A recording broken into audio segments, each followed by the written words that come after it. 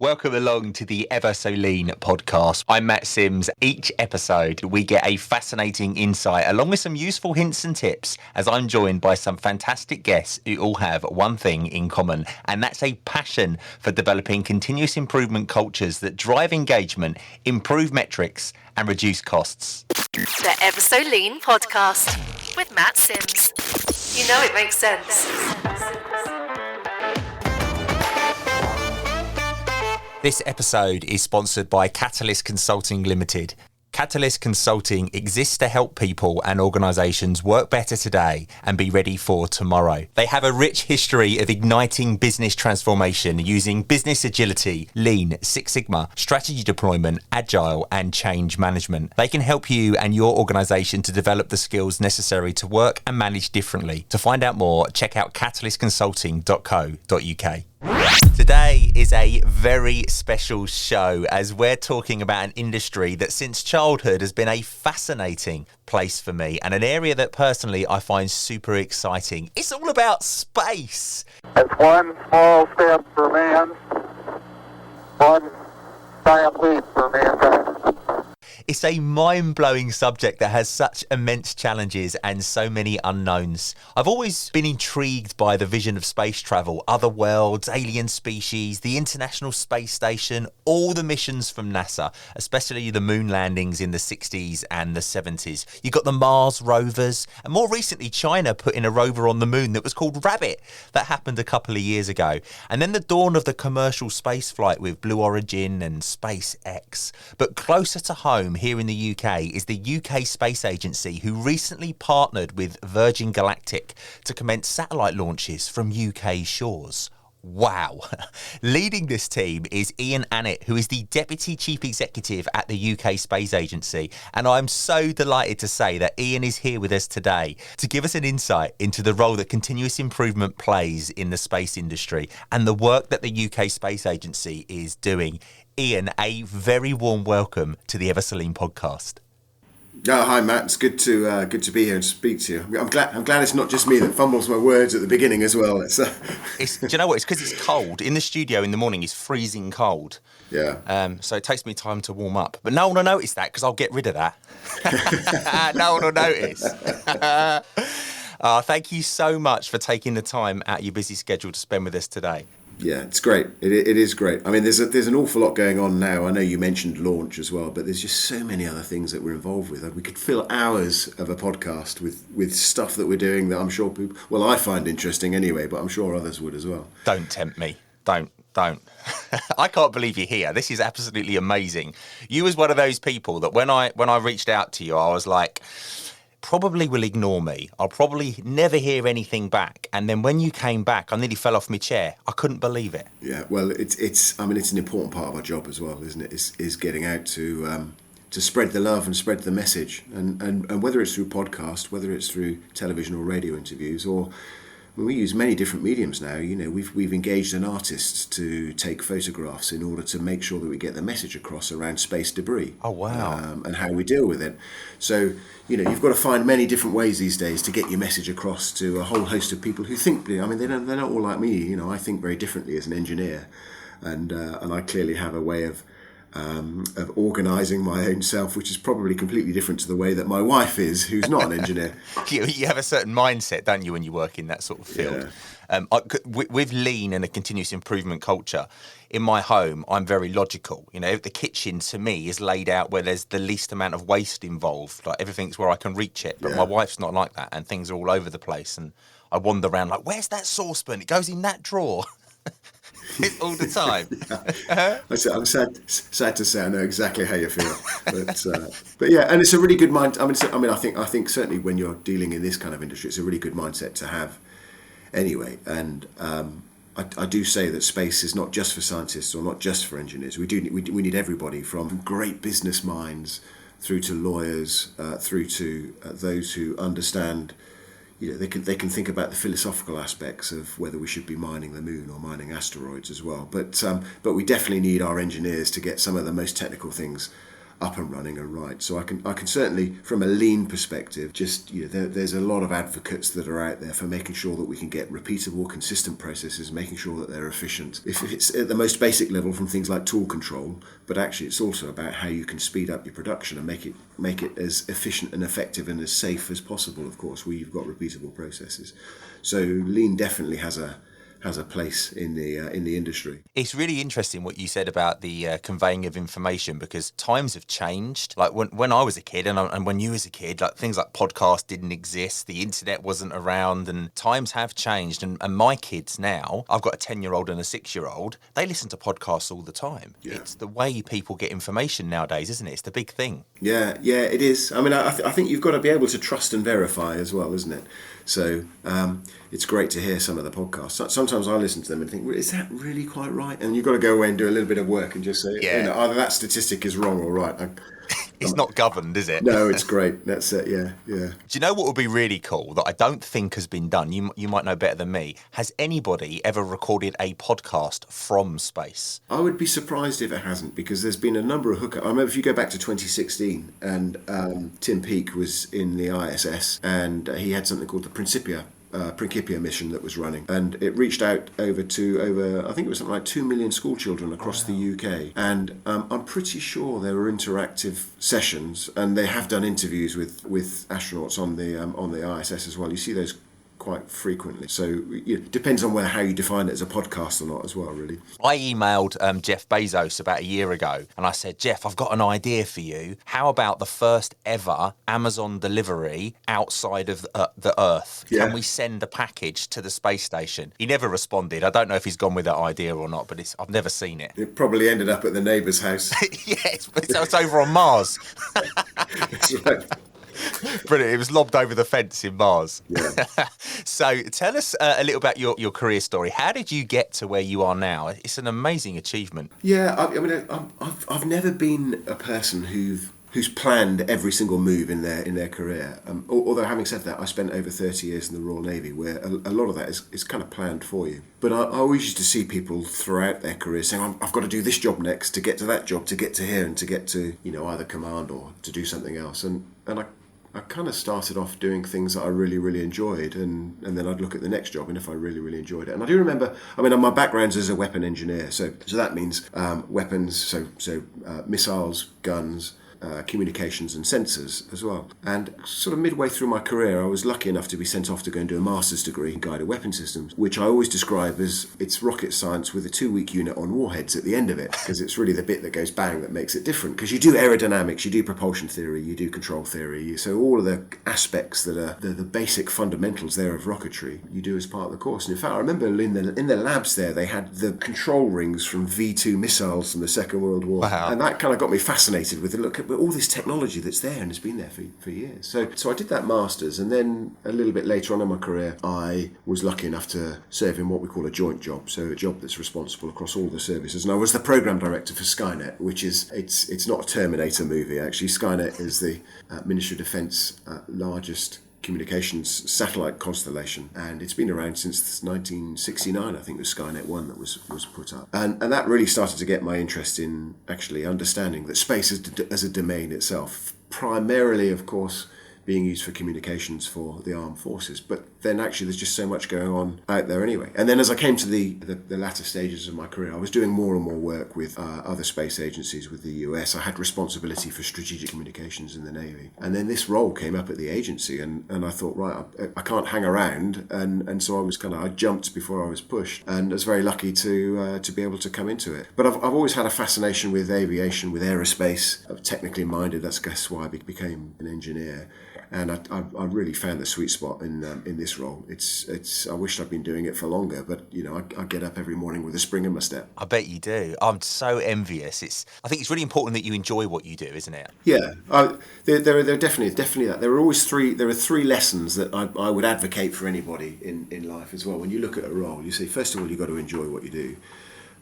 Secondly, you've got to feel as though you're making a difference, and thirdly, you've got to feel as though you're appreciated for making that difference as well. I mean, I certainly in my current role, I definitely get a big uptick on all of those. I mean, none of us get out of bed, and they're not always in unison, are they, every single day? No. But broadly, when you look back over the last month or year or whatever it is, you look back and I think, yeah, that's definitely with that. And I think a lot of people feel the same in the space industry, which is huge across the UK. You think there's something like 47,000 people who are in the space sector in the UK alone. It's worth over £16.5 billion worth to the economy, and we export almost £6 billion worth of that space economy. I always say the heuristic I use is we build more small satellites in the UK than anywhere outside of the US. You have to be checking that as one of your podcast facts now as well. Yeah, I'll ring you up, Ian. You're actually factually correct there. Yeah, but the point being is actually we make a lot and we're really good at it, and so space is actually good for the economy. And you think about those people who work in the space industry here in the UK, their productivity is over 2.5 times, other normal industry in the UK. So each and every one in the space industry is adding back into the economy far more than the average as well. So it's great for economy, as well as, of course, all of the good things about exploration, about science, about Earth observation, about climate change. So the list goes on as to why it's really cool. Yeah. Of course, that should be top of the list. It's a really cool place to work in. I bet people, when you tell people what you do, I bet they're just non-stop questions just fly at you. Yeah, there is that. Yeah, from the barber onwards as well. But it makes for a great conversation. It's interesting because it's an area that just touches everybody's lives, isn't it? And sometimes people don't realise it. But whether it's the Apple phone on your watch, or whether it's the sat nav in your car, or indeed whether you're drawing money from the bank, then all of it relies on space technology. Climate change. People talk about what about putting rockets into space, but I think there are something like 49 climate variables that the UN monitor, and half of them you can only monitor from space. So it's really important to get things up there, sustainably. But space is a really, really important part of making sure that we can steward our own planet carefully as well. People don't think of that. You don't think of that side of things. And you don't think of the economy stuff. That's stuff that kind of goes under the radar for Joe Blogs like myself. We just think of space exploration as going to the moon, going to Mars, the space station. You don't think of all that stuff behind it. Yeah, and it provides. I mean, there is that economy. All the financial transactions, in the City of London now are all made automatically. And of course, you can imagine share prices changing so quickly that these things are done, and the transactions have to be made on very accurate time basis, and that time basis comes from GPS in space. The loss of GPS is always a concern. I'm sure we've all been in what we call urban canyons. You're going down a street and you can't get a GPS signal that says you're miles away. Yeah. But if somebody's trying to do that on purpose, it can create quite a challenge. And if you were to turn GPS off and that we weren't able to use it, there's a report out there called the Blackett Review. It estimated that's around about £1 billion a day to the economy that you take a hit on. Notwithstanding that you still couldn't go and get your kids from school or from wherever you're picking them up if you don't know where it is. Yeah. But actually it's a real hit in the economy. So these things are really, really important from an economic and a security perspective. And it gives us an element of leverage in the world as well, because if you're a credible technical spacefaring nation, it just adds to that diplomatic power that you've got in your standing in the world. So, whether it's, as I say, whether it's security, whether it's prosperity, or whether it's knowledge, all of those things are really, really important. And space as an industry, as a technology, gives you all of those things. I've got this really cool app on my phone that you hold it up to the sky and it basically tells you what every star is. And every time a satellite flies over, it tracks the satellite and tells you what it is. Yeah. It's really cool. Have you seen it? Yeah. There's a few of them that are out there. I mean, I've got a phone full of apps like that, including augmented reality ones as well, where you can walk across the surface of the moon from the Apollo lander, and there's some great ones there. I mean, people are only limited by their imagination, but those ones are fascinating as well when you're staring up at the sky and you can see what's there. I mean, I've got a telescope at home, and there used to be those days where you'd have a telescope and you have to look it up on the tables and you have to get the inclination right and things like this. Now all I do is I hook my iPhone up to it and it tells me exactly where to point.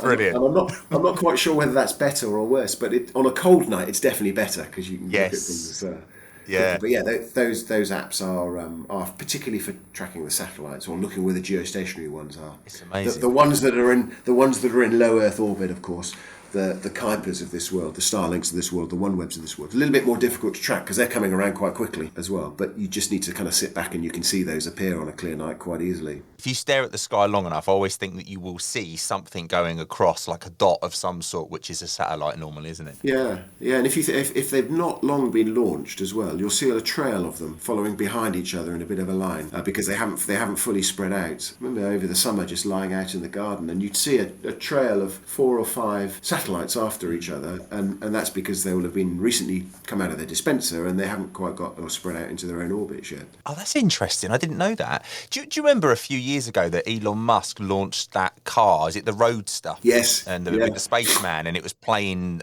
David Bowie, I think, as it went up or something. Yes, yeah. I stumbled across a website the other day that's tracking that, and it's live, and it tells you exactly where it is, how many miles it's done. And I read, like, at distance it's now travelled, it could have driven every road in the UK 6 times. Oh, yeah. It's incredible. I thought I would have thought it's done much more. There was a Tesla Roadster, wasn't it, he put up there? That's it, yeah. And I did read something about that the other day. That it's on its way. Don't know whether it's on its way to Mars, but it's on its way somewhere. Apparently, I think the orbit that it does, it goes out as far as Mars, goes round Mars, swings back, comes up, and then goes around us. And then that's the orbit that it seems to be taking. All right, it'll be out of warranty by that point. Then, in that case. Yeah, I can imagine how many miles it's done. Like, it's amazing, though. And apparently the batteries still work. So I know there's no sound in space, but in theory, it's probably still playing that song. Yeah. I mean, that's the other thing, isn't it, as well? Because if you're going to be a responsible operator of space as well, I mean, we all know why that SpaceX did that and got a great amount of publicity out of it as well. But we do have to be responsible operators about what we put in space and make sure that we don't create it as a more cluttered space. I mean, I think there are something like 1 million objects that are bigger than a 10p piece wandering around in orbit. And I mean, if you think there are something like 6,000 satellites and about 4,000 of them work, so there's a lot of defunct satellites, and then you've got rocket bodies that are just still in orbit up there as well. So we've got to be very careful about how we look after that domain, that part of the environment, and do no more harm. So we're signatories to what we call the Long-Term Sustainability Accords within the UN, which means that if we license launches from the UK and we license satellites from the UK, they've got to abide by those, and they've got to be able to deorbit after a while. And then similarly, we're doing some work with a couple of companies, ClearSpace and Astroscale,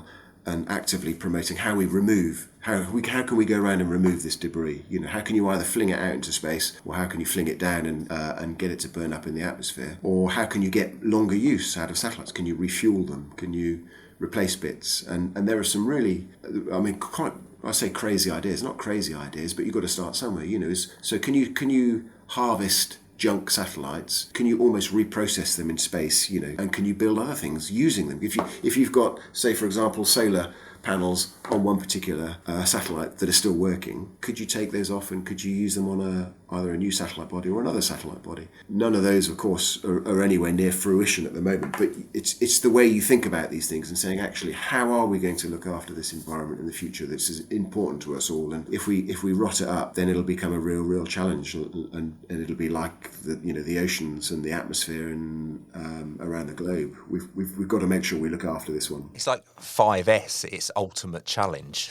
Yes. You've got things moving at thousands of miles an hour, and you've got to keep it tidy. It is. It is. I mean, and that's some of the great work that these companies have been doing, because I'll call it an uncooperative target, but you might have a satellite that's spinning or tumbling in space, and if you're going to capture that somehow, how do you do it? Because you've got to get into the same orientation of it. You've got to spin at the same rate. You've got to tumble at the same rate. And because otherwise, if you knock it out of orbit, it might come down somewhere you don't want it to come down. And that then invokes a whole host of legal questions about who's responsible and other things like that. So getting it right is really, really important. And there are some fantastic minds in some of the companies in the UK and across the globe that are looking at these challenges that we've got, so that you don't get almost things like flecks of paint that can collide with the International Space Station and give them a chip in the windscreen equivalent, to their cupola. So it's really, really important. There's everything up there from spanners, astronaut gloves, and things like this that are wandering around, and we've got to do our best to clean it up. I suppose even the smallest,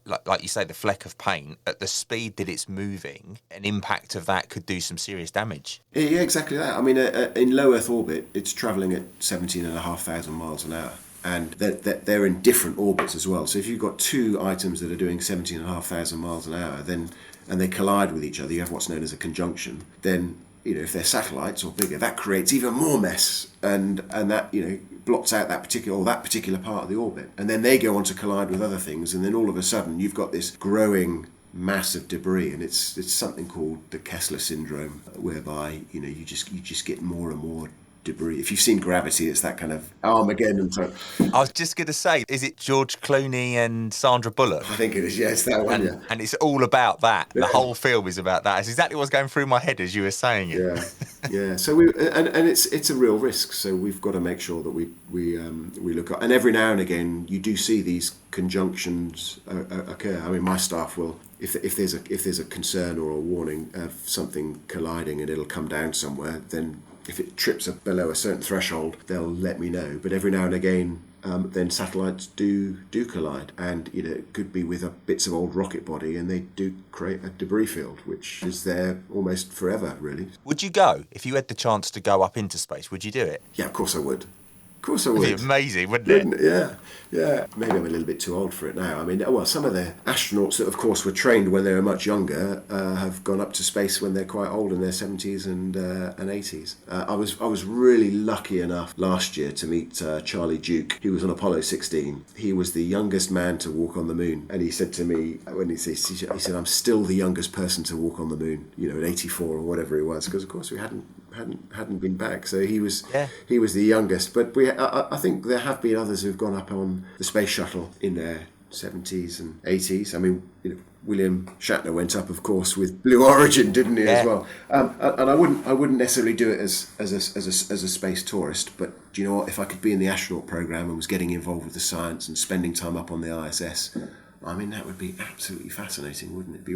It would be great. There's I can't remember what it's called now, but there was a film, and it's based on a true story. It's how they selected the first 10 astronauts for the Gemini program. The Right Stuff. That's it, The Right Stuff. And they've kind of got similar backgrounds to you, and it's amazing watching them go through the process and the impact on their families and how competitive they got with each other for that seat. Yeah. So interesting. The UK's been really lucky because at the last Council of Ministers, which is the meeting that defines the budgets that are going forward for our participation in the European Space Agency, then they announced the next cohort of ESA astronauts, and the UK's got 3 astronauts on that programme now. So, Rosemary Coogan, who's the primary candidate, she's now fully in their astronaut programme, but we've got 2 others there as well. And so, the UK, you just think forward, of course, and I think he's sort of got a place on one of the, I can't remember which number of the Artemis missions it is.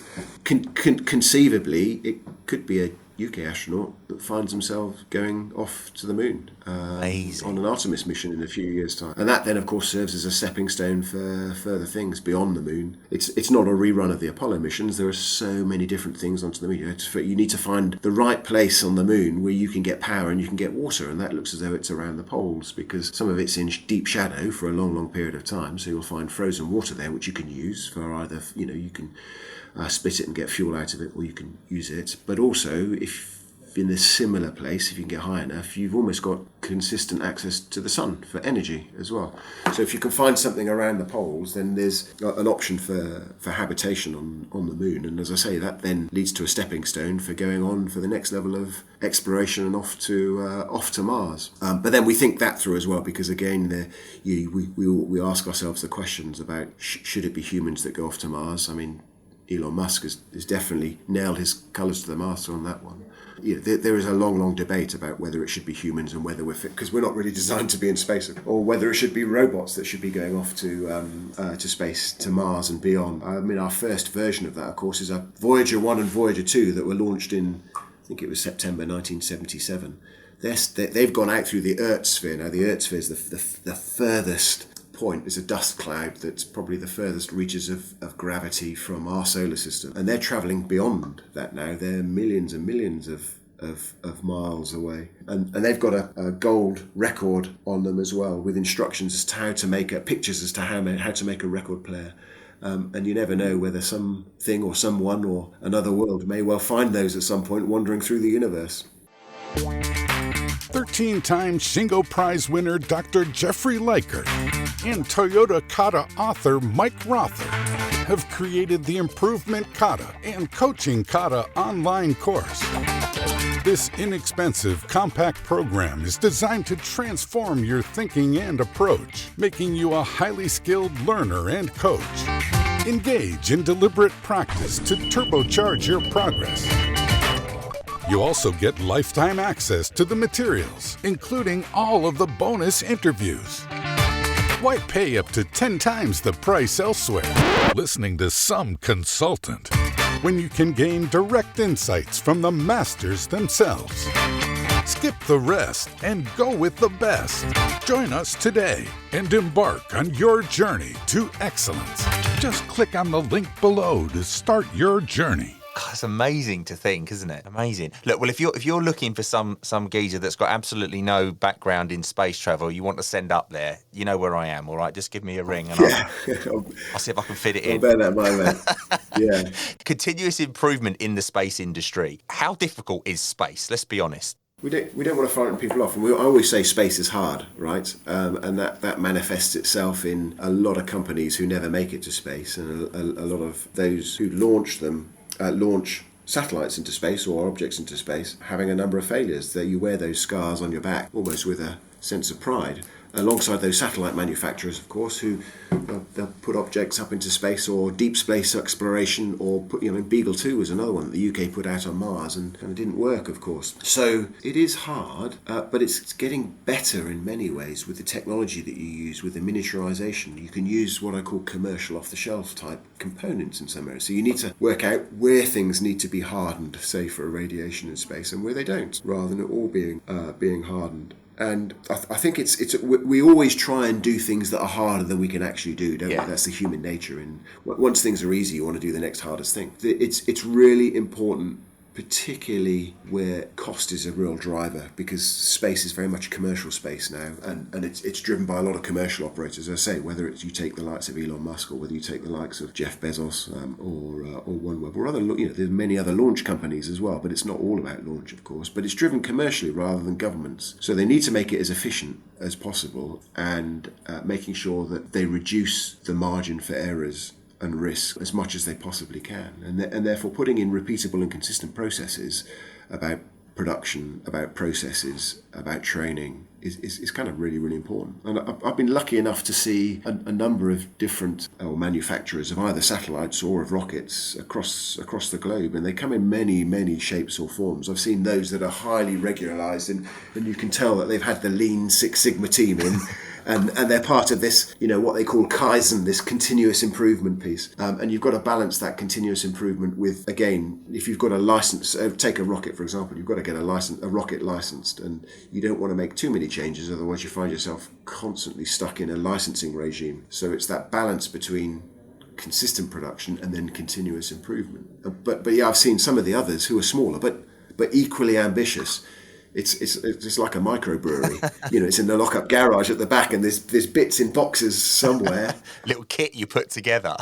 Yeah, and they could definitely do with a bit of continuous improvement. But because they're in the space of saying, well, actually, we're going to go to bigger premises, we're going to do things differently, they're always kind of moving forward, and that kind of leaning process hasn't necessarily bedded in. They're still really effective companies, but they haven't really had the benefit of having those experience. Yeah, but it's really important. I mean, the Europeans use something called certainly for procurement, and how the European Space Agency use something called ECSS, and it's a process that's used in order to go from soup to nuts and building, whether it's satellites, whether it's rocket or space qualified equipment. And you would recognise that from a lean perspective of the phases that you go through, of the assurance levels that you go through, and the translation of that into the standards that you need when you're building as well.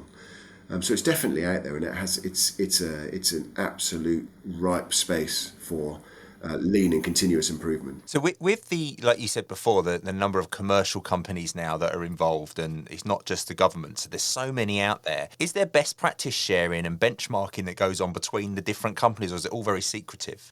You get a bit of both, of course, because people want to retain a bit of IP, or they want to retain competitive advantage. I do see there are economies of scale where they need facilities or infrastructure sometimes. So if you take, for example, here at the northernmost reaches of the UK in Shetland, and you've got Saxavord Space Centre, and they're building 3 pads up there as a start, 3 launch pads, and they're to accommodate different operators as well. So there's an element of sharing what the operators need in order to make sure that they can provide them with the right facilities. And there is a bit about sharing lessons learned as well. What has worked, what hasn't worked. There are a number of alliances around. So again in the UK there's the Scottish Spaceports Alliance that brings the spaceports together, and not just the Scottish spaceports as well, and those in the UK as well. So they all get together and say, okay, how can we best operate? How can we best operate together? And how can we share good practice as well? So there are many operators, and the European space launch operators get together as well and share their ideas. So it is a sharing community in many ways, but of course in many other ways they want to retain their commercial advantage as well, whether it's about how they make sustainable fuel, how they can produce rocket bodies more cheaply, how they can produce satellites or the payloads that go on those satellites more effectively with greater fidelity of whatever they're doing, whether it's radio frequencies or whether it's visual, whether it's Earth observation as well. So it is a bit of a balance of both. It seems to have come on a long way since the 60s, where you had Russia against America and they were secretly trying to do it sort of behind closed doors and they were battling each other to get up there. It seems like it's much more open now. Yeah, I mean, it wasn't so long ago, of course, that we were putting missions up through Roscosmos, the Russian space agency, and also using Russian rockets from Baikonur in order to launch European Space Agency missions or OneWeb missions as well. And of course the conflict in Ukraine, Russia's invasion of Ukraine, has put a stop to that for the moment. And so I think there has been a bit of retrenchment between what Russia are doing in space and what China are doing in space, and of course what the rest of the world are doing in space. I always have an element of hope there. There are two things that keep countries talking, and one of which is the arts and one of which is science. And there are Russian cosmonauts that are still up on the ISS as well. Doesn't matter how far you are in the depths of a Cold War or a conflict, if you can at least keep those links going, that gives you a basis upon which to build back when ultimately you will re-engage. I find it very difficult to understand how we will do that with the current conflict in Ukraine, but both arts and science, and particularly things like space, give you that opportunity to build up trust in due course when we get round to it. I think I saw a video the other day on one of the social medias of like a mock-up of one of those launch pads in the Shetlands, and it was on like a little rocky island just off the coast, and they had a rocket taking off from it. It looked amazing. It looked so incredible. Yeah, I was up in Shetland just before Christmas, and it was windy and it was a bit snowy, but it was fantastic to see. And I have to say, they are a really hardy bunch up there, because they were slinging from a crane a rocket stool, so the framework which a rocket will launch from. And I thought, it's going to be far too windy, and it wasn't. And I got sent a photograph the next day, and they put the thing up, which was fantastic going. So they're making great progress in Shetland on the launch pads. But similarly, another launch pad that we've got is it's being built in Sutherland, which is about as far north as you can drive without getting your feet wet in Scotland. And we're working very closely with the Highlands and Islands Enterprise, and again another great company called Orbex that are producing rockets in not far from Inverness in Forres, and Orbex are now taking on the construction and the operation of the Sutherland site. So I'm expecting that to come along very quickly over the next 12 months as they start to do much the same and cut their sites and put a launch pad in. And so I'm very much hoping that we're looking at, in the next 12 months or so, seeing vertical rockets take off from Shetland and Sutherland as well. Wow. I'll be taking a holiday. I'll say to my wife, right, we're going to the Shetland Islands. She goes, but it's freezing. I go, don't worry about that. I'll tell you why when we get there.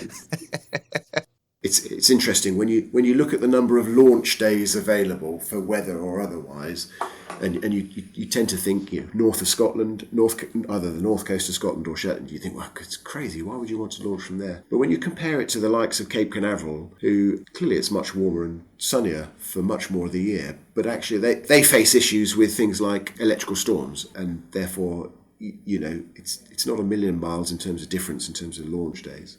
So recently you had a rocket launch, didn't you? It took place in Cornwall. Tell us a little bit about that.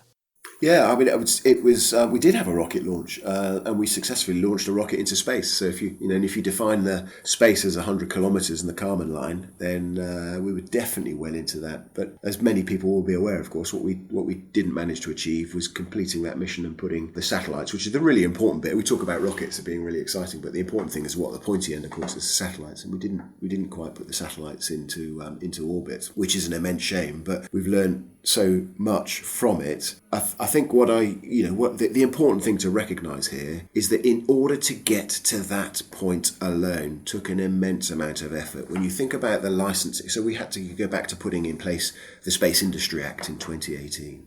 So primary legislation through Parliament that had to be written. Then the space regulations that needed to be pulled together. And so, how you go about licensing a launch in the UK, how you have to set up everything from, say, for example, a space accidents investigation board, all the way through to the ability to rescue astronauts in space if you have those capabilities. All of those things that have to go into law and statute before you can get anywhere near planning a license. And then, of course, you've got to build up the skills in order to license either satellites, which we've been doing for a number of years now. But actually, in this case, the new thing was about licensing launch and licensing rockets. So building up that skills through the Civil Aviation Authority, who are the single regulator. And then you think about, well, if you're going to operate from Cornwall, how do you create a hazard zone that enables you to do that? If you're mixing RP1, so rocket fuel, with liquid oxygen, that's a hazardous activity. And although Spaceport Cornwall in Newquay Airport is not densely populated, you've still got population around there. So how do you put in place legally and otherwise all of those safety criteria? And then even before you take off, of course, how do you manoeuvre a jet? How do you fuel the jet? How do you fuel the rocket? And then when you've taken it off, it's okay, you've got to launch it. And you've got this long corridor of, in this case, it was launching off towards the south. So you had a long danger area that spread between the southwest tip of Ireland all the way down to the Canary Islands. And of course, there's a fair amount of transatlantic traffic that comes across from there, which you then have to plan to either divert or cancel. And so you find yourself working with marine agencies because you've got either fairings or first stages that will deposit into the Atlantic. You find yourself working with international colleagues in Ireland who needed to issue a rocket permit, or with the Spanish, or with the Portuguese, or with Eurocontrol, who control all of the flights that are coming in and out of Europe. Doing that safely and legally is an immense amount of hard work that requires very close cross-government cooperation. And it kind of sounds, that's really the dull, the really boring, the paperwork bits and things like this. It's not the exciting bits. But unless you got those in place, you would never get Cosmic Girl from Virgin Orbit across here, let alone taking off. So getting to that stage and actually proving that and taking off meant that we now have a functioning spaceport here in the UK, and we have the wherewithal to license launches within the UK legally. So we can do all of that. But that's a kind of a long precursor to saying it was probably one of the most exciting things that I've been involved with, going down to Cornwall for that first launch and seeing the whole place humming and working together, and the Virgin Orbit team and the spaceport, and they had to limit the public entry. There was 2,500 tickets available, which went quicker than tickets to Glastonbury. Yeah, I bet they did. And the buzz down there was just immense. And I always describe it as the event. It was like a Tiger Woods shot straight down the middle of the fairway. So everything went to plan, and the Virgin Orbit team were dealing with all kinds of crazy things that were being lobbed. Fishermen that were coming into the range and how on earth did you? So we had to kind of call in a few favours and say, can you communicate with a fisherman from Ireland in order to say, can you go the other way? Solar flares that were occurring, of course, at the time that could have an impact on the electronics. But seeing the teams respond to all of these things, they were taking it in their stride, and it was brilliant. And Cosmic Girl, of course, took off, and she then went off to the southwest of Ireland and did her racetrack. And everything was nominal. It was operating absolutely perfectly, and they had a perfect drop. And the first stage of the rocket engine, it dropped about 36,000 feet, separates 4 seconds later, it ignites, and first stage burns for around about 180 seconds, and it did that absolutely flawlessly. And then first stage came away, second stage ignited, and off it went. And that's a longer burn, so it's in excess of 8,000 miles an hour at the end of the first stage, and the second stage lit and burnt off, and then there was an anomaly at some point during that, towards the latter range of that second stage, so it didn't quite have enough juice to get up there and into orbit. So it was so close, Matt, there. And so you can imagine, the feeling amongst certainly amongst all of those who'd put all of the effort in, and particularly the Virgin team, who'd be brilliant throughout the whole course. It was. But as I say, it's one of these things where you kind of learn, and just say about these things, you get up, you go back, you try again. And that's what we're kind of working on now, is trying to understand where the failure occurred, and then making sure that Virgin Orbit can rectify any issues that they have with the second stage. I mean, it's unusual to have a second stage failure in rockets. You tend to have failures in other areas. So we go back and look at that, and then say, right, what's next? And we're working with other government departments. We're working with Virgin Orbit. We're working with our vertical launch to work out how we sequence all of this through. Because any other subsequent launch that we have now, because we've got a working spaceport, we don't need to prove it. So it's now a question of customers coming along and saying, right, we want to use your spaceport because we've got satellites to launch. And that's the really cool thing about it, saying you've got a working spaceport. What's the process of root cause analysis after that? Because presumably you've got an abundance of data. It must be incredibly data rich.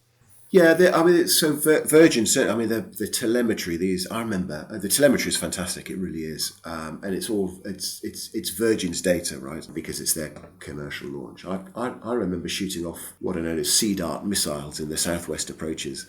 And they're fantastic. I mean, they go up to Mach 2 within about the first 2 seconds, and then off they go. They were anti-aircraft missiles, and the telemetry that you used to get back was on a paper tape with a pen, with an electrical pen that you could smell burning on there. And you had about 11 lines that you'd look at, and you'd spend the next 3 days trying to work out what it says. The Virgin data was just it just had everything that was there, and they're working through that. And it is. We have to work through what are known as ITAR constraints. So that's about the provision of data between the UK and the US. But they've appointed an independent investigator, and they're working through that data and at the moment. And they tell me they think they know what it is. Publicly, they said they think it was a fuel filter in the second stage. But of course, when you go back, as you say, the root cause analysis, was that the root cause, or was it something else? They need to do all of their analysis on that now, and then go through another period of testing, because they've got Rocket 8 and Rocket 9 in production as well at the moment for the next set of customers, and then they'll have to test everything right through the end of the system, throughout the system, in order to make sure that they find the right root cause and can rectify it before they go back. I think in general, when you operate a continuous improvement culture, very similar to what you're saying, you learn the most from your failures. That's how you learn.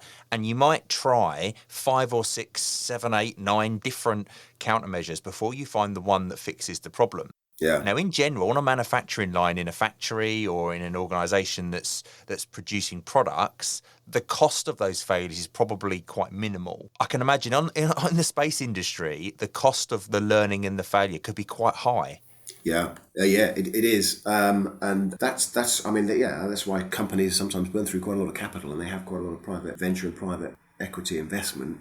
And the sensible ones look at it and say, actually, I've got to have enough capital to work on to keep my company going, anticipating a failure. Because if you're doing it commercially, your revenue comes from putting satellites into orbit. So if you don't do that, you lose your revenue. So you've got to make sure that you've got sufficient capital in order to get over those failures. And I mean, we're changing all the time, of course, and Elon Musk's always breaking the model. But you kind of say that your first launch is always a 50-50. It's as likely to succeed as it is to fail. And then you improve your statistics with the second and third launch. So early launches are quite high risk. I mean, this was the 6th launch for Virgin Orbit, and their first test launch, which didn't have any customers on it, they had a failure then. But this was they'd had 5 successful launches, and so this was unfortunate. It's probably not the word for it, but certainly unanticipated was definitely the case. But you'll go again. Yes. And I'm sure it'll be a success next time. Yeah, we will, and we're working, as I say, with other vertical launch providers who equally have the same challenge as well. Is the plan longer term to launch human beings from UK shores? No, there's no plans for human spaceflight from the UK. We're not. Space tourism doesn't feature as a policy goal, and personally, I don't think that space tourism is necessarily it's not a sustainable issue for our planet. I mean, the only thing that I would say about some of the work that is being done for human spaceflight, whether it's with Virgin Galactic or whether it's with Blue Origin, is that it brings the cost of access to space down, and therefore if you're doing microgravity experimentation on an academic point of view, you can put experiments up and you can learn an awful lot from it, whether it's from a biological field, a medical field, or for a technological field. Some of the things that you can do, like semiconductor production in space, gives you much purer production. So space tourism in itself, no, but the fact that that's driving down the cost of access to space, I think, is the benefit that it'll bring. Yeah, I've got to ask you the question. I know you probably get this all the time. In recent years, where we found all of these other planets in other solar systems, orbiting stars and stuff like that, what's your view on alien life and stuff? Do you believe that there is life out there? How long have we got? We've only really got a couple of minutes left, and we haven't done our quick fire questions yet either. I know. We'll do this quick. It's really that demands a much longer answer. I mean, I think I would be. But the short answer is there is some form of life. There has to be. I mean, this can't be a quirk of nature. The question is what form it features in, really, because you can't assume that they've all evolved at the same rate as humans. Much back to my Voyager piece. I mean, I would sense that if you subscribe to the point of view that actually it's more likely to be robotics that does most of the exploration in the deep universe than biological beings, and unless those robots become biological beings in the future, then it's more likely to be some form of robot that we come across. But if you then think about that a little bit further, as you go from narrow AI to broad AI, and then machines start to think for themselves, and they start to build for themselves, and they start to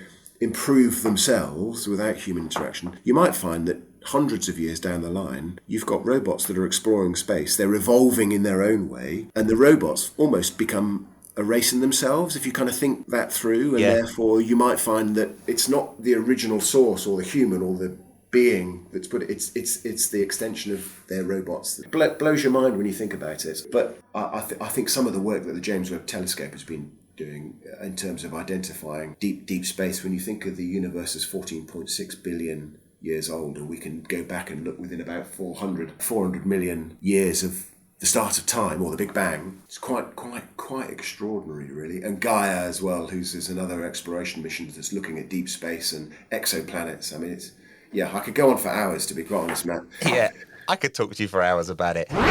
Let's get into our quick fire questions then, because this is a bit of fun. So what we do, Ian, is it's called the yes/no game. You can't answer yes or no. Perhaps we should have started that with the alien question. Yeah. That would have been a good one, wouldn't it? Yeah, so I'm going to fire you random questions at pace, and you cannot say yes or no. All right. And you've got to try and last the 60 seconds. You up for that? Yeah, go on, we'll give it a go.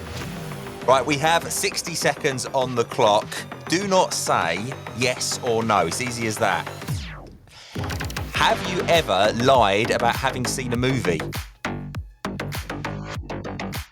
There's a number of things I could say about movies that I have or haven't seen them as well, but there are probably a few that I've said I have seen but I haven't. Do you ever talk to yourself?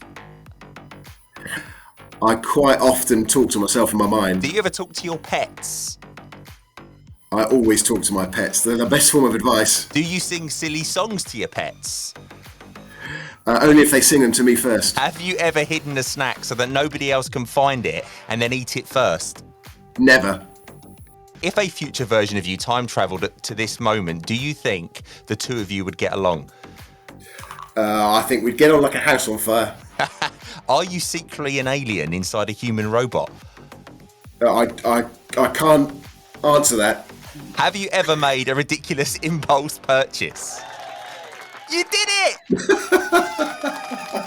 did it! That was really good. I'm really impressed.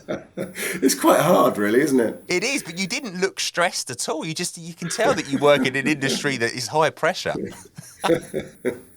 Yeah, it's a big sticker, big couple of yellow stickers. And I said, do not say yes or no. That was amazing. Thank you so much. Not at all. Just before I let you go, Ian, is there anything that's, because I know there's some apprenticeships that I've currently seen advertised on the internet for the UK Space Agency. How do people find out more about that? Yeah, if that's a really good point as well. If you look up space internships, then you'll see all of the links there, and there's some great resources through the UK Space Agency.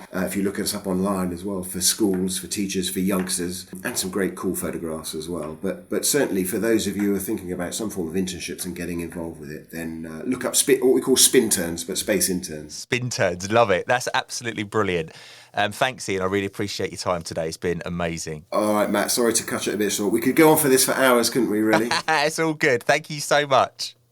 So, some key takeaways from today's discussion with Ian. Even when the stakes are really, really high and the cost of failure can be massive, it's still where we learn the most, and failure is part of continuous improvement. So we shouldn't be afraid to fail. Failure is such a natural thing for human beings to do. So, when you are working on your continuous improvement projects and you're looking for the right countermeasure, you're looking for the right solution, you might not get it right first time. So failure, even in the space industry, happens. We dust ourselves off and we go again. We learn from that. It's fascinating, absolutely fascinating. Something else I picked up from Ian, which I found amazing, is the way that the space industry is so invested in people. Ian spoke about how at the recent space launch in Cornwall, the buzz where everybody was pulling together, everyone was seeing off obstacles that came up, like the fishermen coming into the launch zone and having to clear them out.